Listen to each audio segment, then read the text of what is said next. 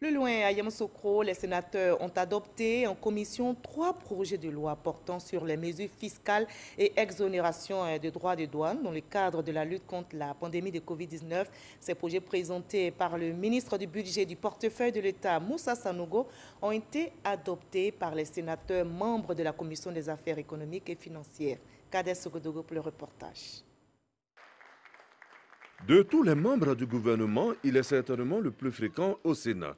Moussa Sanogo, le ministre du Budget et du portefeuille de l'État, est cette fois-ci dans la Chambre des sages, porteur de 3 projets de loi au nom du président de la République.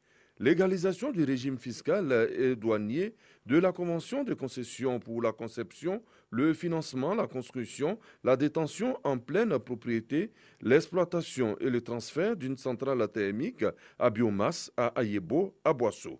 Les mesures fiscales dans le cadre du plan de riposte à la pandémie de coronavirus et l'exonération des droits et taxes de douane sur les équipements de santé, matériels et autres intrants sanitaires dans le cadre de la lutte contre la maladie à coronavirus. Des ordonnances prises par le chef de l'État qui sont à ratifier. C'est ce qui a été fait par les sénateurs à l'unanimité. Le pays mettra tout en œuvre pour lutter efficacement contre la pandémie de la Covid-19. Les exonérations ne sont pas liées à la qualité des importateurs.